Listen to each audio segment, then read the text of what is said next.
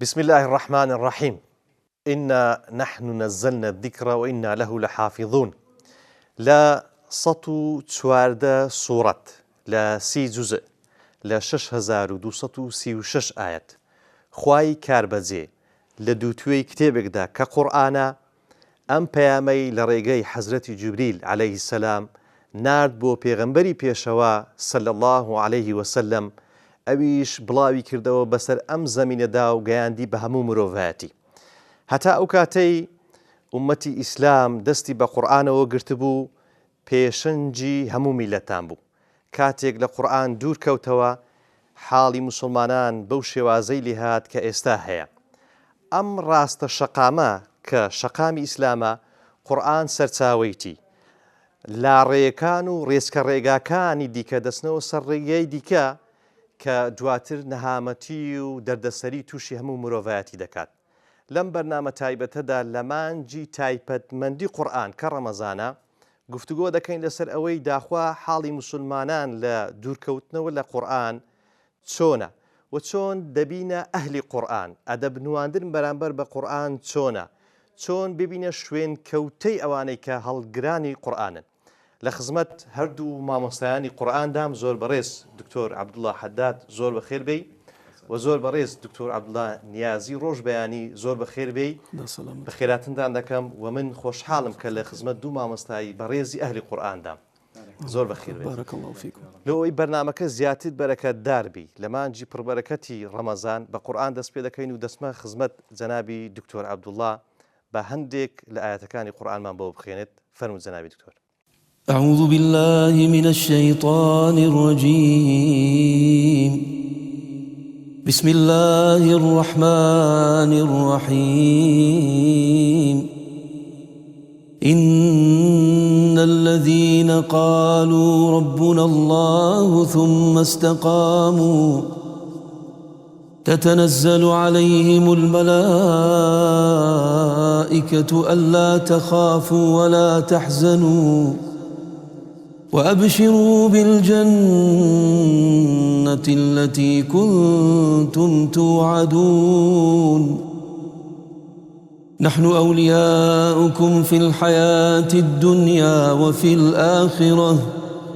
ولكم فيها ما تشتهي أنفسكم ولكم فيها ما تدعون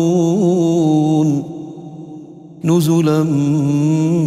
من غفور رحيم.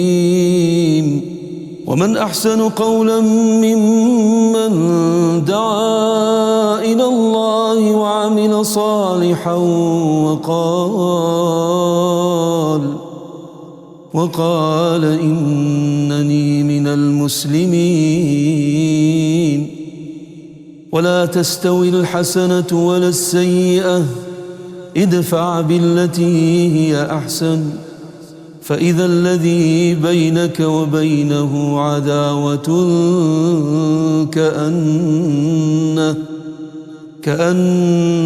كأنه ولي حميم. صدق الله العظيم. جزاكم الله جنابي دكتور. جنابي دكتور بە دەواازەی چوونە ناو پرسیارەکان بەوە دەست پێ بکەم ئەدەب نواندن بەرامبەر بە قورئان چۆنە؟ الحمد لله والصلاة والسلام على رسول الله وعلى آله وصحبه ومن والاه. ربنا آتنا من لدنك رحمة وهيئ لنا من أمرنا رشدا. لا سرت هذا دسوش لزنابتان دكم خی گەورە پاداش خێرتان بداتەوە یا ڕەبی. ئەدەب نواندن بەرامبەر بە قورئان واتە ئەدەب نواندن بەرامبەر بە ئەڵڵا تەعالە کە خاوەنی قورئانە و کەلامی ڕەب العالەمینە. ئیتر دیارە قدر و قیمەتی هەر کەلامێک لەوەیدا کە کەلامی چێیە، من الذي تكلم به. ئیتر معلومە کەوە وەکو ڕەب العالەمین لە سوڕەتی ئەتەوبەدا باز دەکاتن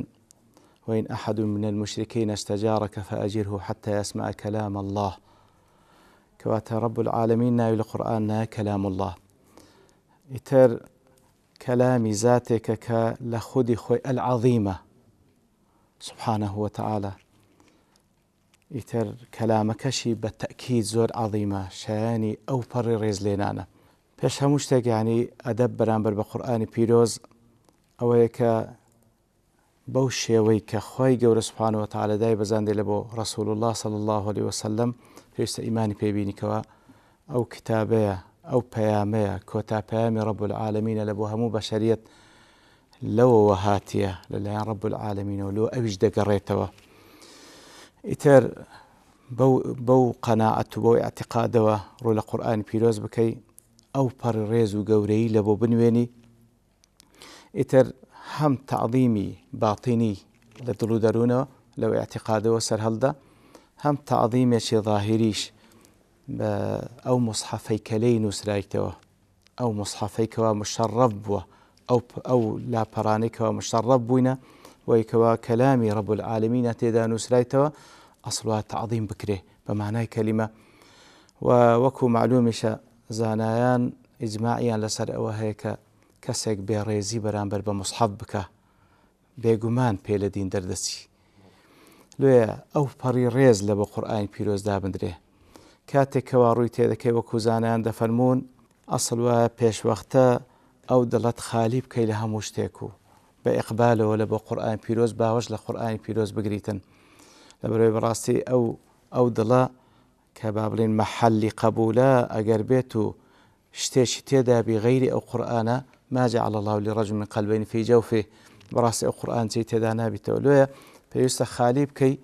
اینجا بە ئیستعداد و بە پەرۆشەوە ئامادەوی لە بۆ ئیستقبالی قورئانی پیرۆز و وەرگرتنی.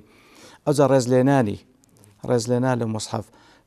پێشوەختە وەکو گوتمان زانایان دەفەرمونون ئێستینادن لەسەر ئەحادیث پێغەمبەر صلی الله علیه و سلم سیواک بکەی لە بۆ قورئانی پیرۆز لەبەرەوەی ئەو کەلامە کە بە سەزمان دادێ ئەسڵ وایە خاوێنی بکەیەوە کەوا لەو جێگا با بڵێن بەسە ئەو زمانە دێتن. ئەوجا ئیستعاذەکردن فإذا قرأت القرآن فاستعذ بالله من الشيطان الرجيم بەرەوەی بێگومان شەیطانی لەعین محاولە دەکا کە هەم وا بکاتن کە ئەتوو بەڕاستی ئیسفادە لە قیرائەکەت نەکەی لە تێگەیشتنی نەکەی یعنی بە هەموو شێوەیەک وەسوەسەت لە بۆ دروست بکات. لێ لە پێشەچیدا و لە سەرەتادا ئیستعاذەکردن زۆر مهمە. ئەوجا ئیتر بەو شێوەیە بە خشوع و بە خوضوعەوە هەوڵ بدەی ڕوو لە قیبلە بی، هەوڵ بدەی بەدەست نوێژەوە بی. تەوانەمە باز لەوە ناکەین ئایا حکمەکەی جائیزە یان ناجائیزە، بەڵام وەکو ئەدەبێک بەرامبەر بە قورئانی پیرۆز هەوڵ بدەی بەدەست نوێژەوە بی، هەوڵ بدەی ڕوو لە قیبلەوە بی کاتێکەوە دەیخوێنی، هەوڵ بدەی بەدەنگە خوێن بیخوێنی وەکو بەدەنگەشی خۆش وەکو پێغەمبەر صلی الله علیه و سلم دەفەرمی لەیسە مینا من لەم یەتەغەنە بالقورئان. اینجا خودی موسحەف یعنی بەڕاستی وەکو گوتمان زانایان زۆر تەکیدیان سەر کردەوە ئەو موسحەفە یعلو ولا يعلى عليه بە هیچ شێوەیەک نابی شتێک لەسەر موسحەف دابدرێ. موسحەف لەسەر هەموو شتێکە دەبێت جێگایکی پارێزرا و محتەرەم بیتن بەڕاستی نابی بە هیچ شێوەیەک تۆز و خۆڵ و ئەو شتانە و ئەوەی کەوا لائق نێ بە قورئان لەسەر قورئانی پیرۆز بنیشێ. یعنی مەسەڵەن یەک لەو حاڵتانەی کە لەوانەیە زۆر بەمان لە مزگەوت بەدی دەکەین ئیوا هەیە سوبحان الله کە ئیشێک دێتن وا خەریش قورئان خوێندنە قورئانەکە دادەین لەسەر زەوی ڕاستی ئەوە لائق نێ بە قورئانی پیرۆز نابی قورئان لە شوێنێکدا بدرێت کە تو پێی لەسەر دادنەی حتا وەکو نەکرد ئەوەندەش بەڵکو کە قورئان لە جێگایەک دانرا لە بەرامبەر لەسەر ڕەفێکە ئەسڵ وایە ئەدەبەن لە بە قورئان و تەعظیمە لە بە قورئان ناکرێ ئەتو پێت ڕاکێشی بەرامبەر بە قورئانی پیرۆز. ئیتر بە هەموو شێوەیەک قورئانی پیرۆز شایانی ئەوەیەکەوە ئەدەب بەرامبەر بنوێن وەکو لە سەرەتادا گوتم ئەدەب نواندن بەرامبەر بە قورئان ئەدەب نواندن بەرامبەر بە خاوەنی قورئان کە ڕەب العالەمینە. جەنابی دکتۆر چۆن ببینە ئەهلی قورئان؟ ڕەنگە پرسیارەکە لە خۆیدا پرسیارێکی سادە بی، بەڵام پێم وایە ئەوەی کە دەبێتە ئەهلی قورئان ئەرک و بەرپرسیارەتیی گەورەشی دەکەوێتە سەرشان کەواتە سەرەتا چۆن ببینە ئەهلی قورئان؟ بسم الله الرحمن الرحيم الحمد لله والصلاة والسلام على رسول الله وعلى آله وأزواجه وأصحابه ومن والاه. اللهم اهدني ووفقني وسددني واجمع لي بين الثواب والصواب وأعذني من الخطأ والحرمان. اللهم اجعلني خيرا مما يظنون واغفر لي ما لا يعلمون واستر علي ما لا يرون. سرتا جزاكم الله خيرا خواهي قولة باداشتي بخيرتان باتو بوم بانگشتنو بو سازداني ام برنامه براستيم زۆر بەرنامانە بە حقیقت زۆر مهمە ئەهدافی ئەم بەرنامانە زۆر مهمە لەبەرەوەی سعی و هەوڵدانی ئێمە و سعیکردنی ئێمە بۆیە کە خەڵک بگەڕێنینەوە بۆ قورئان بۆ تەجویدەکەی بۆ تەرتیلەکەی بۆ تەفسیرەکەی بۆ ئیشکردنەکەی پێی بۆی بێتە مەشغەڵێک و پاشان حکمکردن پێی. سەبارەت بۆ پرسیارە چۆن ببن بە ئەهلی قورئان، يعني چۆن ببین بە ئەهلی قورئان، ئەوەی کە لە حەدیثەکاتەوە ئینە لله ئەهلین، چۆن ببین بەو ئەهلینە. طبعا زانایان دابەشی دوو شێوازیان کردووە. شێوازی یەکەم دەڵێت چی لە باڵتن، دووەمیان لە ظاهر. باڵتنەکە ئیخلاص النية لله، ئەوە مهمترین شتە. وما أمروا إلا ليعبدوا الله مخلصين له الدين حنفاء، يعني بێ خالصا مخلصا تۆ قورئاناگە بیخێنی، تەجویدەکەی فێربی، قراءات فێربی، ئەگەر نەمەتەکان فێربی، مەقامات فێربی، تەفسیرەکەی فێربی، قورئانەکە لەبەرکەی لە پێش هەموو شتێ بێ نیەتەکەت صاف بکەیتەوە خالصا مخلصا بۆ خوای گەورە بێ. مامۆستا محەممەد دکتۆر عەبدوڵڵاش لێرێ جەنابتانەر ئاشنان بەو حەدیثە پێغەمبەر صلی الله علیه و سلم فەرمێ لە حەدیثێکی متفق عەلەیه زۆر جارەوە باسەکەم لە هەموو حەفلەیەکی تەخەڕوجی قورئان لە زۆربەی بەرنامەکانی خۆم یەکسەر دەستم کردو بۆ حەدیثە چکە زۆر خەتەرە حکمەکەی. ئەفەرمێ ئەوەل من تسعر لهم النار يوم القيامة ثلاثة، یەکەم کە زەوانەی کە ئاگریان بۆ خۆشەکرێ سێ کەسن. یەکەمیانە لێوە قاریئ للقورئان، کەسێکە قارئێکی زۆر دەنجی زۆر خۆشە، قورئانی خوێندووە، تۆ تعجب دێڵێ خوایە بۆ قاریئ للقورئان یەکەم کەس پێش هەموویان. فەرمێ قارئێکە قورئانی دەخوێن کە فڕێ دەنە ناو ئاگرە و ئاگرەکەی بۆ خۆشەکەنێ فەرموومە جێی ئێوەی قاریئ قورئانەکان. ئەلێ یا ڕەبی كنت أقرأ كتابك، وەڵام من کتابەکەی تۆم دەخوێن. قال كذبت إنما كنت تقرأ ليقال لك قارئ، تۆ دخێن بەس بۆی بڵێن قارئێکە و دەنجی خۆشە و دەبڕۆەوەی کەوا چێ مەتحتێکە لە دنیا بڕۆ پاداشتەکە لای ئەوەرگرۆ فەرمو بچۆ ناو ئاگرەوە. جاو حەدیثە زۆر خەتەرە بێ ئینسان زۆر ئاگای لێبێ. دووەمیان دێتەوە مجاهیدەی کە لە پێناوی قەومیەت و لە پێناوی فڵان و فڵان جیهادی کردووە لە بۆ خوا نەبووە. مهم سەرەکیەکەی یەکەمیان دەڵێەوە قاریئ للقورئان، بەڵام بۆ خوای ناخێن. بۆیە یەکەم شت ئەوەی لە باڵتنە، چکە من نازانم ئیستا جەنابەت بۆچی خەنی، جەنابەت نازانم من ئیستا و چەند ئایەتەم خوێن بۆچی، ئیلا خوای گەورە ئازانێ. بۆیە دەبێت نیەتەکەت خاڵیس بکەیتەوە بۆ خوای گەورە. لە پێش هەموو قورئان خوێندنێکە، لە پێش هەموو حیفظکردنێکە خوایە لە دڵی خۆتا خودایە لێم قبول بکەی، من نیەتم تۆیە. ئەمە مهمترین شتە بۆیە عەمەلەکەت لێ قبول کرێ. ئەجینا ئەو هەموو ئەزیێتە خۆی ئەو هەموو ڕۆژانە دووسێ جوزء مراجعەکە و قورئان لە بەرکە بە 5 ساڵ هەمووی هەباء منثورە ئەڕوا ئەبێ یعنی ئەوانەی کە قورئان خوێنن زۆر ئاگایان لەوە بێ. دووەمیان لە مەواضعی باڵتن تەدەبور لە ئاەتەکان. يعني ئێستا مەثەڵەن ئێمە بۆ دکتۆر عەبدوڵڵا زانێ بۆ حیفظی قورئان کە ئەیلینەوە بەسەری ئەیلینەوە لەبەرەوەی مەسەڵەن ئەوانەی ڕۆژی جوزئێکە دووە سێ ما تەیەسەرە من القورئان، ئەوەی بۆی لە بیرمان نەچێتەوە. طبعاً ئەوە بە شێوازێکی سەری ئێلین لەوانەیە جوزئێ بە 20 دقیقە 25 دقیقە تەواو بکەین. ئەوە تەدەبورشی تیانە بێ بۆی کەوا مەسەن لە بیرمان نەچێت. بەڵام ئەوە کەیتری ئێستا تۆ ئاەتەکانە خوێنیتەوە، مەسەڵەن نەگەیتەوە ئاەتە ئەلیف لام میم ذلك الكتاب لا ريب فيه، بو ذلك بكارنا بو نيوتو هذا ذلك لبروي بو بعيد الزمان عربي، يعني القرآن زور برزو بلنده أولي ذلك تدبركن. ذلك الكتاب لا ريب فيه، هيج ريب جينيا هدى للمتقين، هداك تسيا ونيا أو مشخلت سيا كالي بو متقين أو كوائشي بيبكا. إذا آية كان يك بيك الرؤية السري با تدبر خيني تأوش عملي باطنة سيم يلا عملي باطن إيش كردن بي خويستا خواهي قول القرآن فرمي إن الذين يخشون ربهم بالغيب لهم مغفرة، ونيا بغيبي خو من يستاقى قناح كم لهندي جا كسنام بيني وايانا بلام شيء يكلا أعمالي باطن كببن بأهلي قرآن أبيل لجيكا ككسنا كخواهي قول آقاي ليما خوار رقيبة خلشي ترنام بيني بليم والله من خلق شيء من خواهي تعالى بيني استام غلط بوبكم. أما أهلي قرآن أمس يشتهي كم يان لأمور باطن إخلاصي نية دوم تدبر آية كان أجبتني يا أبوي بقري أو آية أنا فكري لي بكرة بزانا باسي تياكا أو جا عمل كدنا كبي ظاهرا ببي بأهل القرآن فيربوني قرآنك تجويدك فيربون ترتيلك ورتل القرآن ترتيلا. دكتور تازباس يويكر من لم يتغنى بالقرآن فليس منا. تغني بقرآن لصحيح بخاري سندين حديثي لسرهات وهر باب يقات وباب التغني بالقرآن هر يقلوانا كبيغمبر صلى الله عليه وسلم بيخوش بالصحابة كان يا تغنيب كان بقرآن قال بيجي شان لقد أوتيت مزمارا من مزامير آل داود. استمام محمد من مثلا أو آية آخر مو بونمنا ذلك الكتاب لا ريب فيه هدى للمتقين الذين يؤمنون بالغيب ويقيمون أو أوينية بلام كتب خيندت ذلك الكتاب لا ريب فيه هدى للمتقين. تأثيرك زياتر يك تأثير لخومك لوي بشت مكاك لبشت من يجاك أويك برامبر مراوستوا ونيا خوي أويا تدبرك وترتيلك تحسين الصوت كشمان باسكر التسليم لله. أم قرآن بو هاتو تسليم بي ئاەتێک دێ لە قورآن مەسەڵەن ئێستا من زۆر جار پرسیارم لێ یەکەم دێنێ کەسێک پرسیارێکی مامۆستا ئەگەر کەسێک نەتوانێت بە ڕۆژوو بێ وتم ئەگەر ئێستا مەرەضەکەی نەخۆشیەکەی موقتە دوای ڕەمەزان پێبێن وتی ناوەڵە درێژخایەنە وتمەوە فیدیەیەکەدا ففیدیة طعام مسكين لقرآن هاتو أخما وصا حكمتي وتشيها أو بدا كاكوتم حكمة تشيها تو بو باسي حكمتك تو برسيارة لما كدو شرع تشيها لي قرآن بيتا لي أجر روجود نقرت تواني تتباش رمضان بيقروا نتواني نخوشيك الدريش خاين بو فدية بدا آخرنا حكمتك بزاني تشيها ما مصاحي كنت كاكا صحابي بالريس كآياتي كان بو دا بزويك ست تطبيق يان كردوها ببيوي كوا حكمة كان بزانش حكمة سيا خوي تعالى بيتلي انزابويا التسليم بون أما يشكا لأموري ظاهر دەست خۆش بی وەک جەنابی مامۆسای باسی کرد کاک دکتۆر چۆن بە تێڕامان و لێ تێگەیشتنی قوڵەوە قورئان بخوێن وەک باسمان کرد ئێستا ڕەمەزانە ڕەنگە بەشێکی زۆری خەڵکی ئەوەی کە لە پێشی ڕەمەزانیش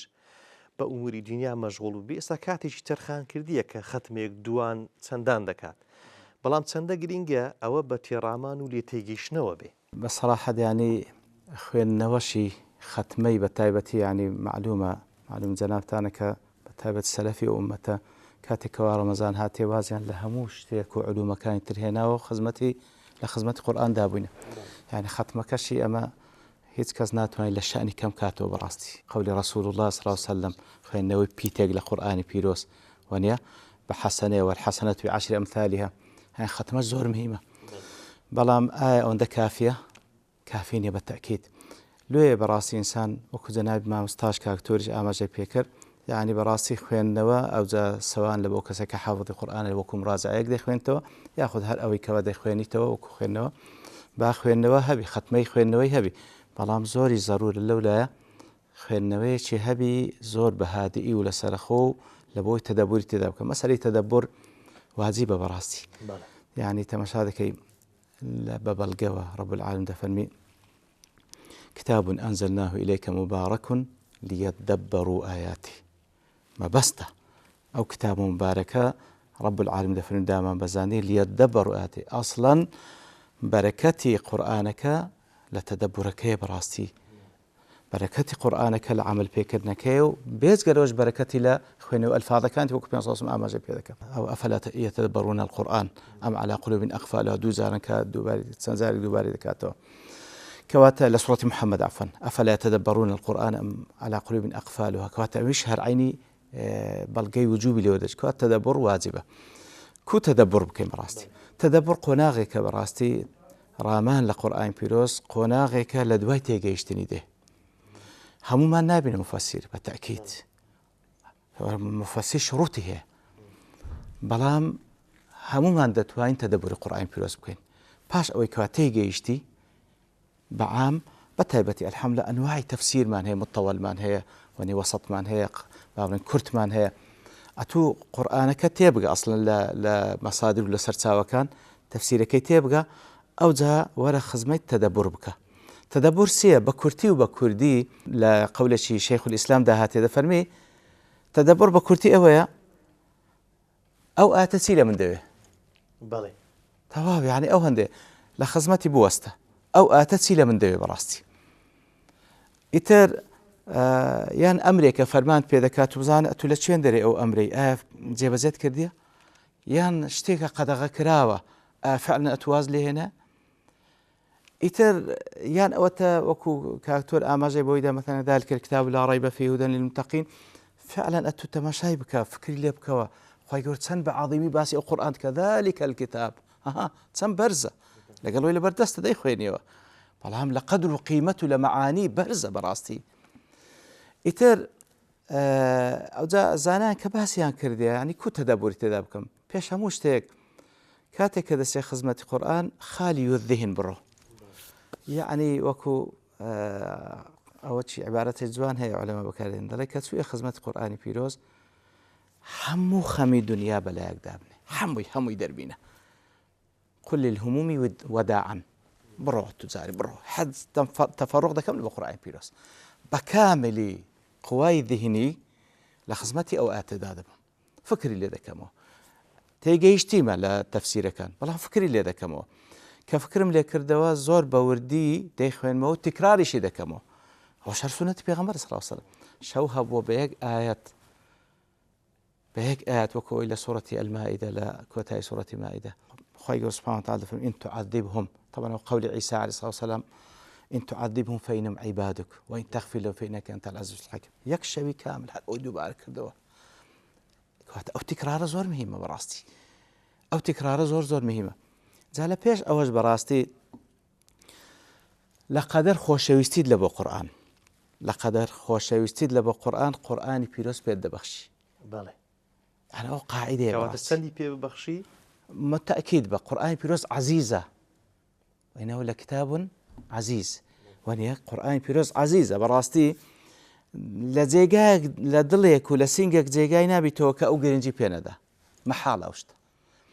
لو براستي أو لقدر خوش يسيل له قرآن إنزا بإخلاص سوا دعاء زور مهمة براستي والله أجر خواي جورا فهمت بينا بخشي وكو دعاء بيان صاصم لبو ابن عباس اللهم فقهه في الدين وعلمه التأويل زور مهمة دعاء له خذك أجر خواي جور توفيق قدنك والله ناتوان آتك بخينيو والله ناتوان لآتك تبقي وهروها دور كوتنو لقناه التاوان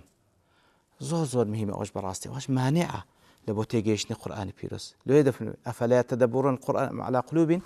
أقفالها أو قفلان بس درز دبي بقناه التاوان درز دبي براستي لو أوانا همي أدواتا إنزا بإخلاص فعلا ما بس ما تيبقى مكاكا ما بس ما يسودي لبين أو سبحان الله يعني قرآن بيروز وكو زانان وصفة شي جوين دكان دلن وكو خرما هرتساندي بيجوي حلاوة وشيريني زياترت بيشكاش دكا وكو شوشيك لعطرة لبونك خوشة ساندي بيجولين زياتر بونو برامي دي سبحان الله جنابي دكتور دين سر أو بابتي آية كار بيكردنو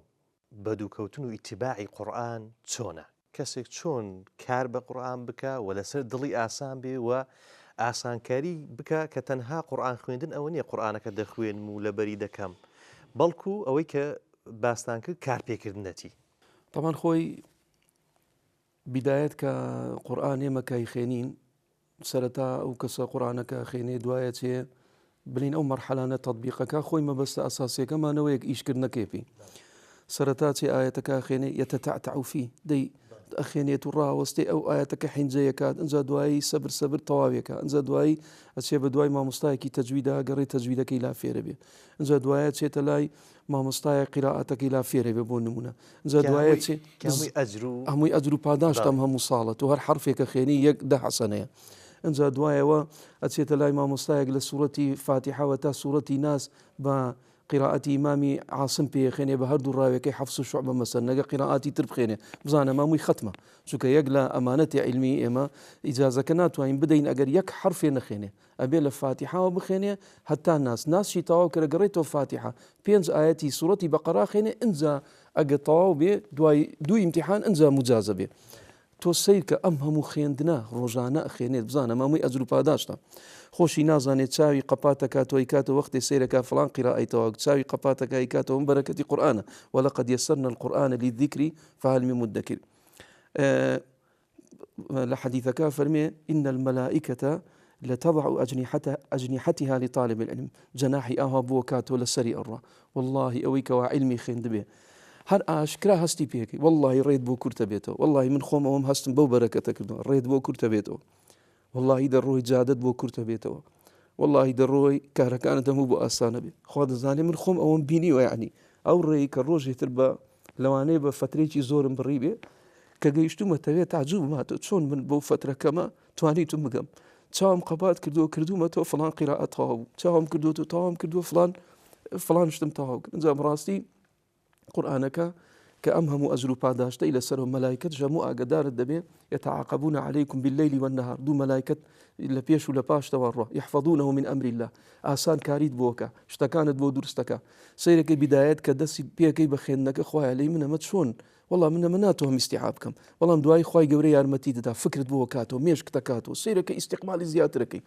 انزا کەمە فێر بووی دوای تەفسیرەکەی خوێنی با بزان منم ئاەتە چیم پێڵێ تەفسیرەکانی تخێن کە تەفسیرەکەی تخێن ئێ باشە قەینا هەرم قورئانە بوو سەحابە بەڕێزەکان گەیشتن بە دەسەڵات و دەسەڵاتیان گرتە دەست و ئیمپراتۆریەتێکی زەخمی ئیسلامیان دروست کرد لە هەموو سەیطرەیان کردە سەر هەموو جیهانە ئەو عەدالەت و ئەو خۆشی و شادی کە لە ناو ئیسلامی هەموو نەقڵ بوو باشە من بۆ نەچم تەطبیقی کەم دەی محاولاکەم ئەنجا ئەیکەمە مەشخەڵێ بۆی کەوا بگەم بەو ڕۆژە خۆ مامۆستا محەممەد زۆر لە سەحابەی بەڕێزە بوو خۆ فەتحی مەکەیان نبینی وەکو مصعب و فلان و فلانەمانە نەیان بینی حەمزە بەڵام ئەوان کانوا عەلە الطەریق دەستیان کرد بە ڕێیەکە لە نیوەی ڕێەکەوان شەهید بوون بەڵام کۆمەڵێکی تر تەواویان کرد مهم ئەوان ئەجری ئەوەلین و ئاخرینیان هەبوو تۆژە بێت تێڕوارینەکە دوابێ وەکو مامۆستا سەید قوتب دەلێ زۆر جارە قسەیە باسەکەم کەوتیان ئەمڕۆ کۆمەڵی حفاظی قورئان سەر بە دەوڵەتن قورئانیان لەبەر کرد فەرمووی زیدنا مصحفا في المكتبة مصحفێکمان دروست کرد لە ناو مەکتەبەکە چونکە نایکەنە عەمەلی و ناتەفعیل ناکرێت جا بۆیە بەڕاستی چۆن ئیشی پێ بکەین امتثال الأوامر والنواهي من ئێستا بۆ نمونە ئاەتێکە خوێنمەوە إنما المؤمنون إخوة فأصلحوا بين أخويكم واتقوا الله لعلكم ترحمون لێرە بۆم دەرەکەی مسلمانە موبران جەنابەت لەگەڵ کەسێ خوانەکەران ئەگە بێت و بینتان تێکچووبی کاکەیە مسلمانن کورعی بە قسە لەگەڵ یەکتری ناکەن ئەوە تەمثیلم کرد ئەنجا دوای ئاەتەکەی پاشێ فەرمێتی يا أيها الذين آمنوا اجتنبوا كثيرا من الظن واز لە الظن بێنە فلان وای کرد و فلان ئەوەی برد و فلان ئەو پارەی برد إن بعض الظن إثم ولا تجسسوا جاسوسي لسر يكتري مكان ولا يغتب بعضكم بعضا ونيا أم آياتنا كاتيك أي خينام كجيشت مو آياتا ولا يغتب بعضكم بعضا بخاري لي لو رجي كبون بمسلمان جملة آياتا ولا يغتب بعضكم بعضا أفرمي والله غيبتي كسم نكردو زانا تماشاك إذا باشان أفرمي يا أيها الذين آمنوا باشا إنما المؤمنون إخوة أفرمي يا أيها الذين آمنوا لا يسخر قوم من قوم عسى أن يكونوا خيرا منهم ولا نساء من نساء عسى أن يكن خيرا منهن ولا تلمزوا أنفسكم ولا تنابزوا بالألقاب فاشانا فرميتي بئس الاسم الفسوق بعد الإيمان ومن لم يتب فأولئك هم الظالمون لا يسخر قوم من قوم قال تبا كسي مكة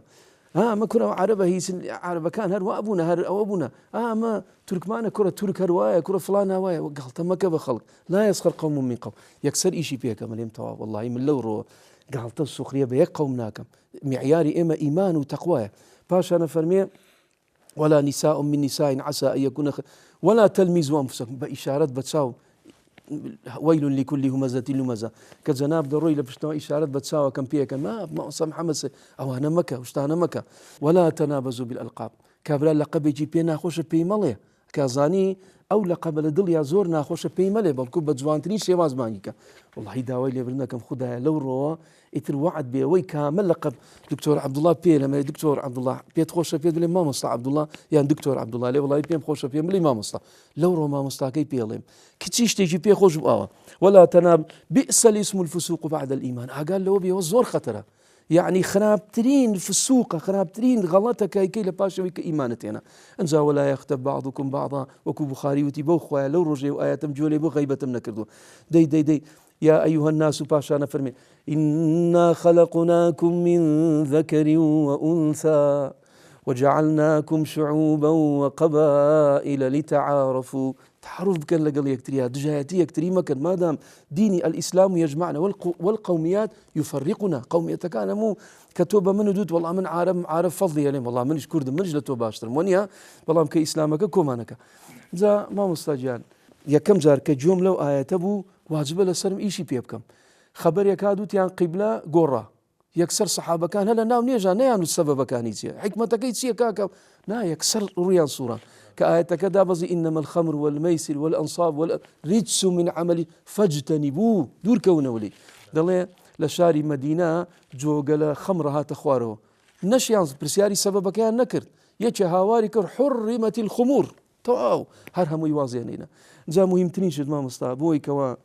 عمل بقرآني بيروز بكين كآياتك من يكم زال خمو كوتي ولا يغتب بعضكم بعضا ويل يومئذ للمكذبين يعني كآياتك باسي مالك كواني متخلفة كان لا سورة توبة لآخر آياتك تسيفرمي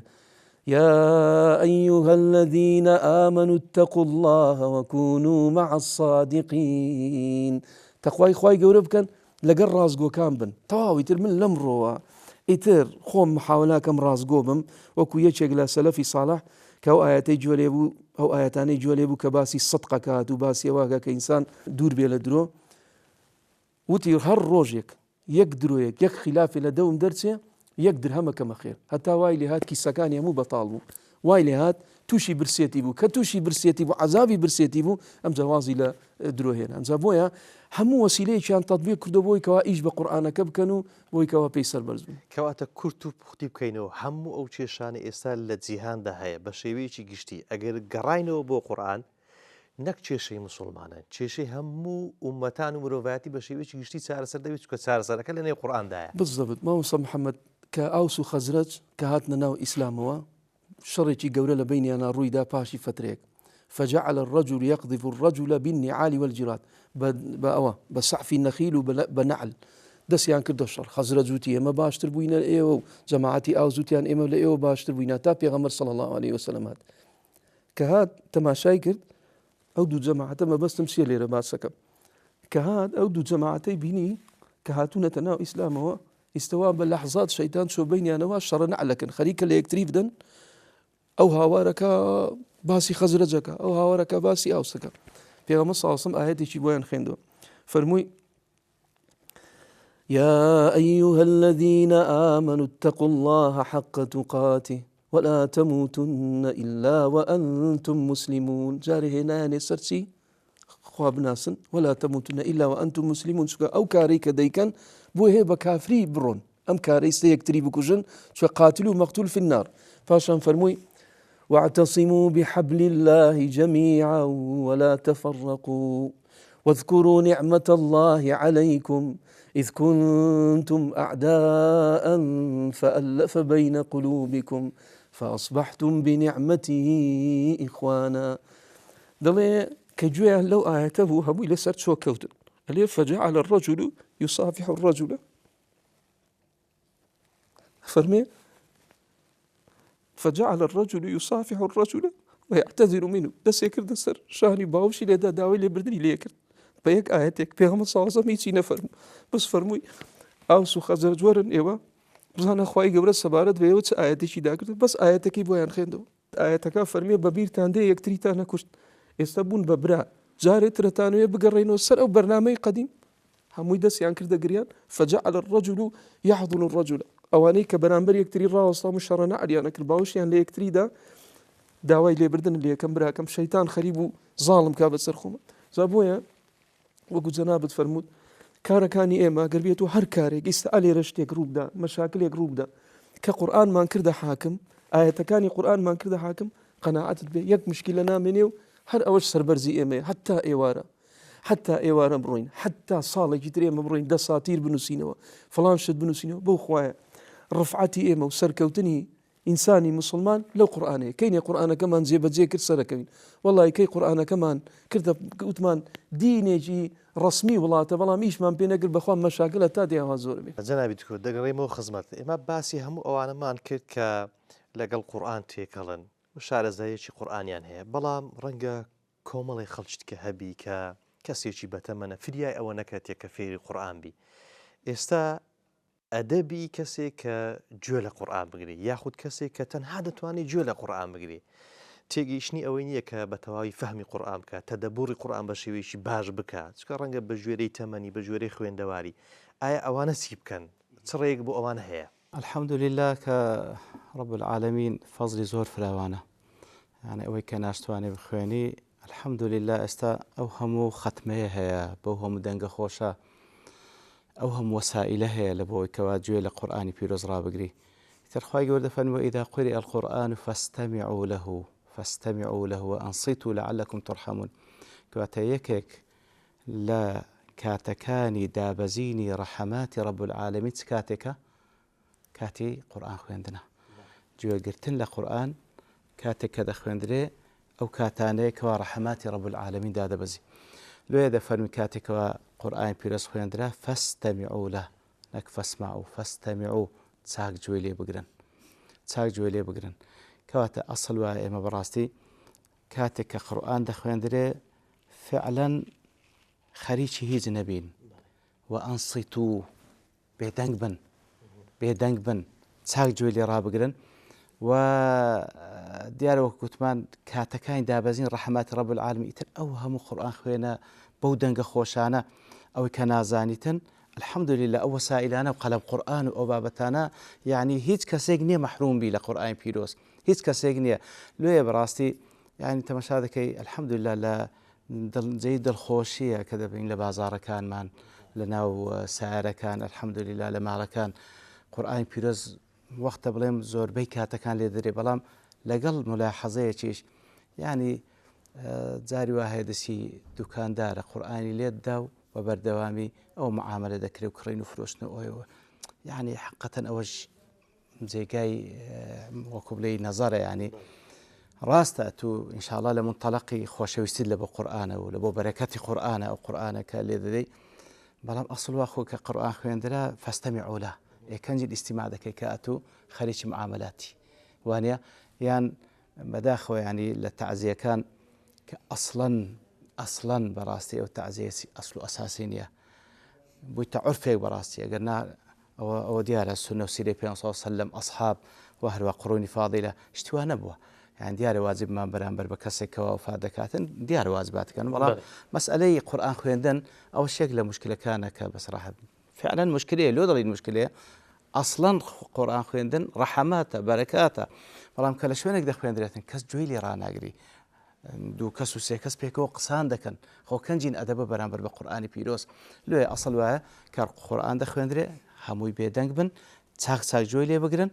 و هەروەها هەوڵ بدەی هیچ شتێک لە مێشکە نەبی تەنها ئەو قورئان نەبی کەوا لە بۆ دەخوێندرێ و زۆر جارانش بەڕاستی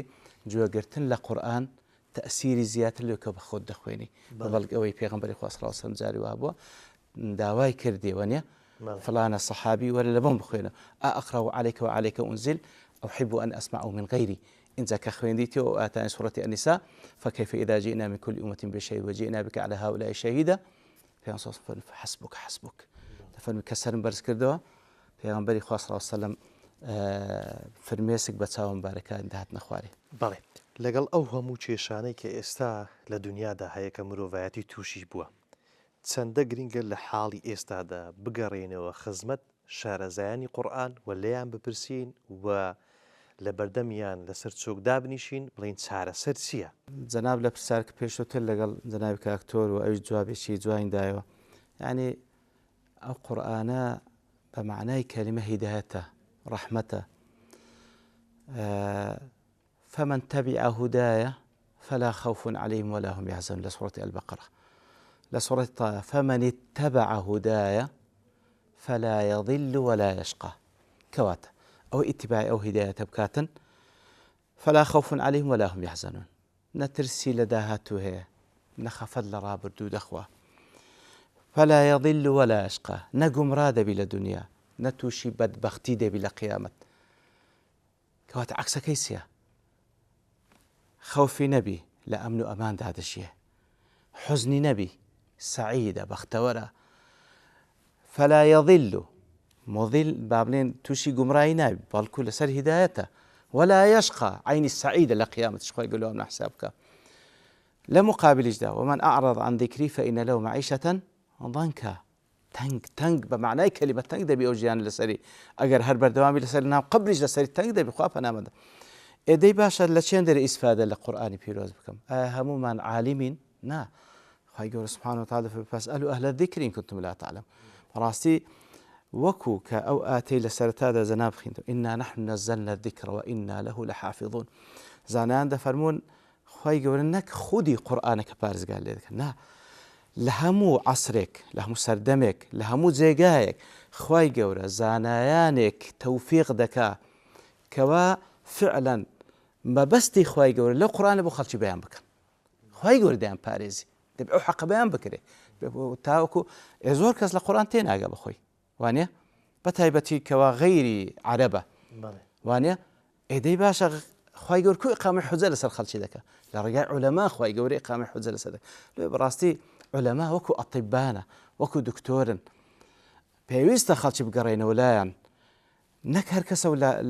لە جێی خۆیەوە خۆی پێ ئەوە بیتن و هەموو کەسێک بێ قسە لە قورئان بکایە خۆ قسە لە حەدیث پێغەمبەر صلی الله علیه وسلم زۆر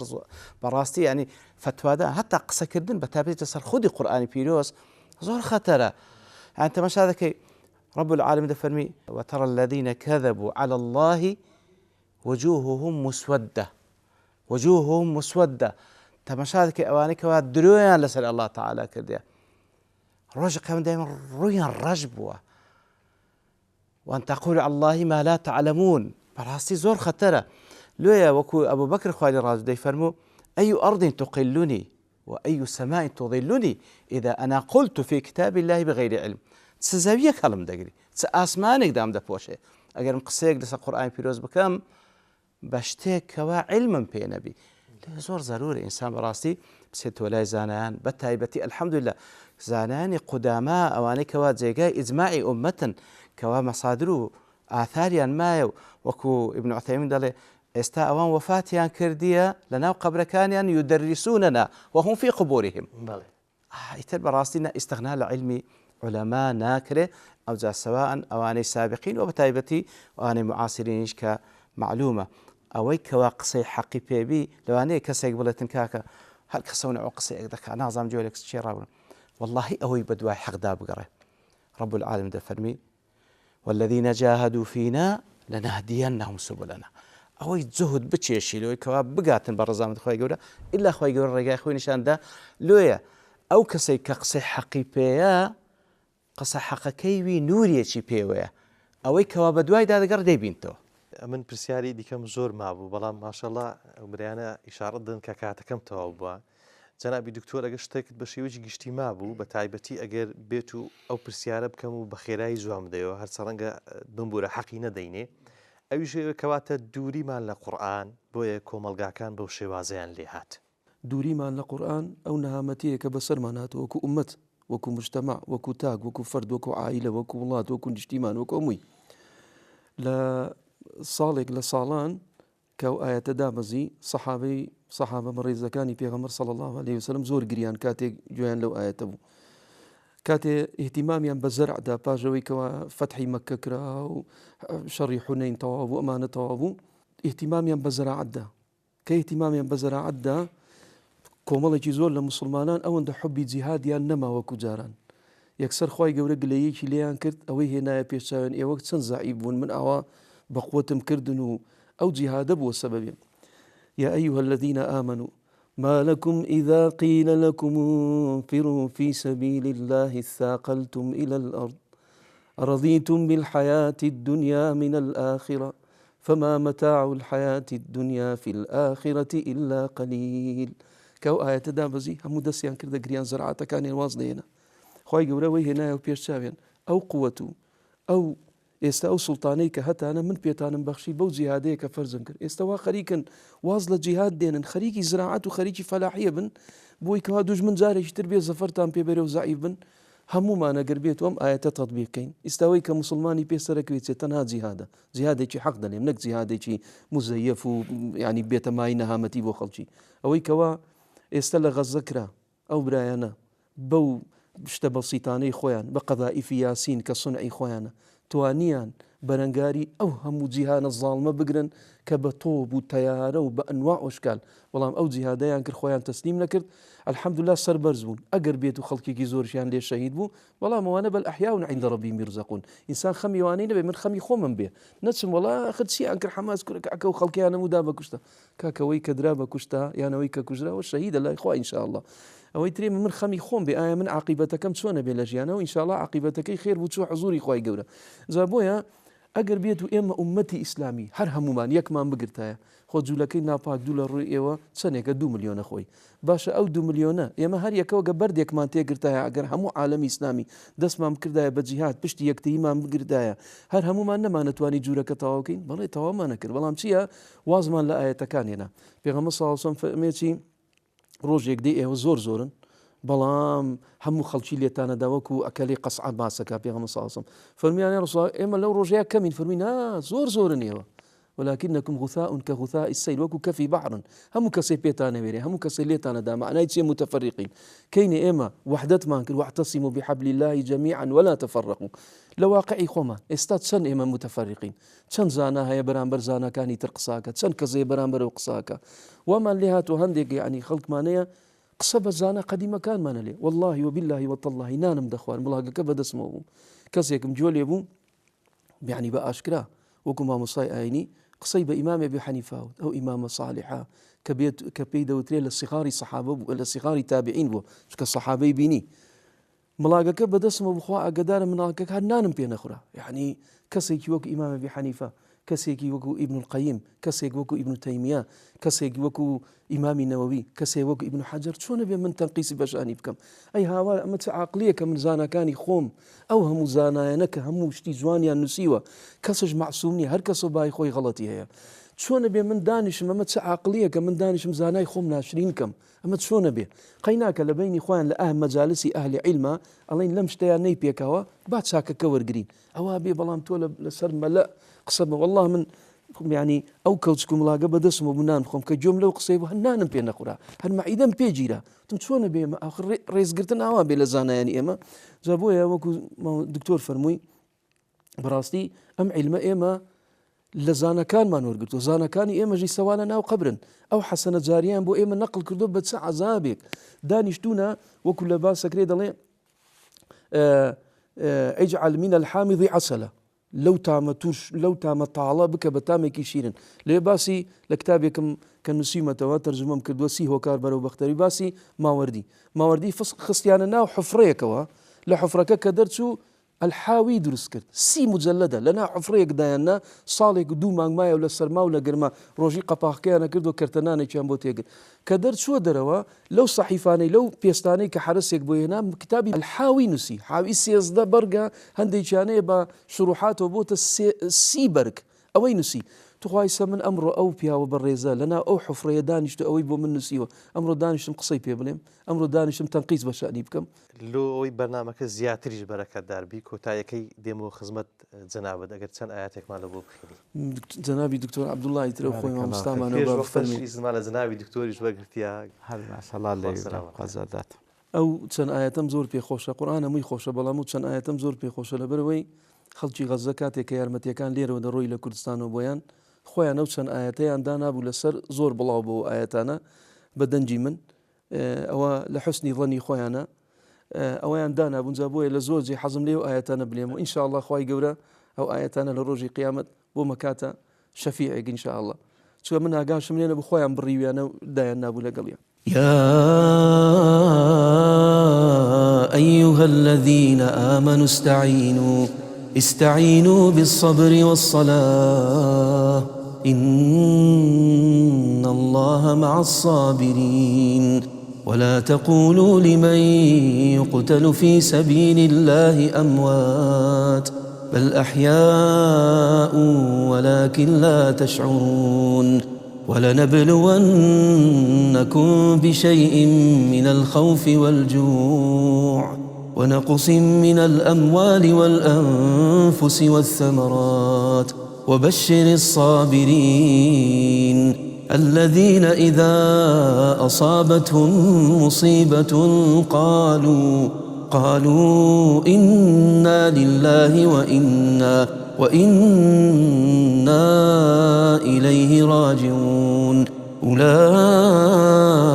عليهم صلوات من ربهم ورحمة وأولئك هم المهتدون. زۆر سپاسان دەکەم لەم بەرنامە تایبەتە لە خزمەت هەردوو مامۆستای خۆم مامۆستایانی قورئان دابووم زۆر بەڕێز دکتۆر عەبدوڵڵا حەداد و دکتۆر عەبدوڵڵا ڕۆژبەیانی زۆر سپاسان دەکەم. سوپاس بۆ ئێوە بەڕێز و خۆشەویستان سوپاسی هاوکارانم دەکەم تا بەرنامەیەکی دیکە بەخوای گەورەتان دەسپێرم وەسسەلام عەلەیکم وەڕەحمەتوڵڵاهی وەبەڕەکاتوه.